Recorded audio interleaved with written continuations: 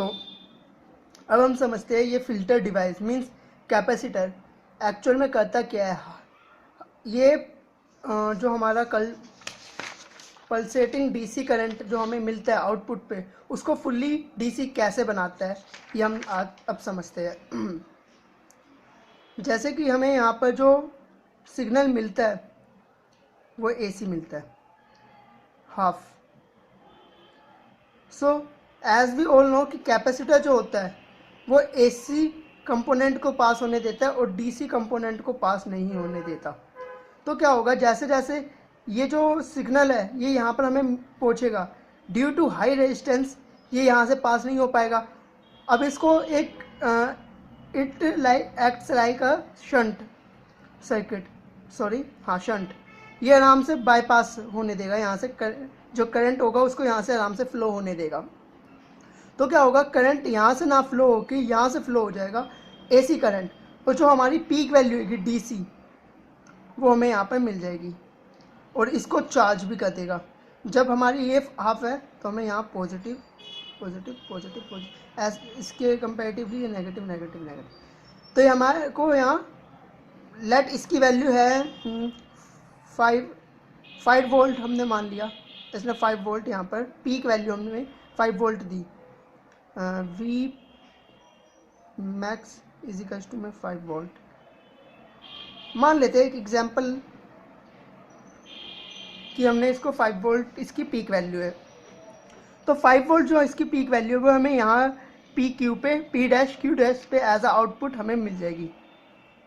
ठीक है, अब क्या होगा, जैसे कि हमें पता है कि इंडिया में जो फ्रीक्वेंसी रेंज है वो 50 हर्ट्स है। 50 हर्ट्स यानी कि एक सेकंड में 50 साइकिल्स फ्लो करेंगी।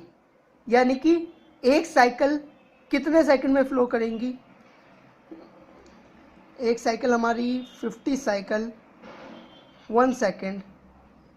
तो यही कुछ अप्रोक्स हमारा होगा 0.01 सेकंड में हमारी, मान लीजिए इतना ही होगा कुछ, 0.01 सेकंड में हमारी एक साइकिल फ्लो करेगी और एक साइकिल का भी हाफ है। तो इतने टाइम में, मान लीजिए इतने टाइम में हमारा एक हाफ साइकिल फ्लो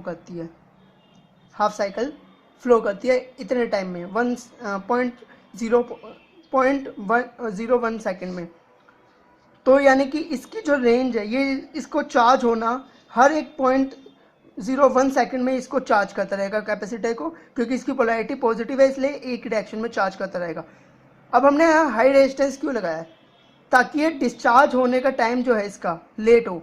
जैसे कि अब हमें 0.1 सेकंड पे हमने इसको चार्ज हो गया, ये हमें मिल गई 5 वोल्ट। जैसे जैसे ये 0.5 से थोड़ा सा डिस्चार्ज होगा, मान लीजिए 4.9 पे आया वोल्ट पे, तो उतनी देर में इसने इसको फिर से चार्ज कर दिया और ये फिर से 5 पहुँच गया। फिर से 0.9 पे आएगा, 4.9 पे आया, फिर से 5 पे पहुँच गया, फिर 9, फिर 5, फिर 5।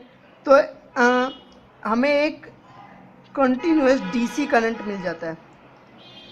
बहुत सारी साइकिल्स होती हैं इसलिए हमें, मतलब ये तो हमने एक साइकिल के लिए लिया है, वैसे बहुत सारी साइकिल होती है इसलिए हमें एक डीसी मिल जाता है, रेगुलर डीसी।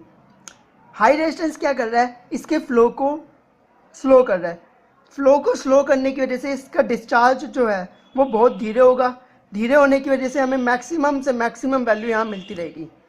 तो ये होता है हमारे कैपेसिटर का वर्क, जो हमारे इस करंट को, इस आउटपुट को ऐसे ऐसे ऐसे ये हमारा डीसी हमें दे देगा।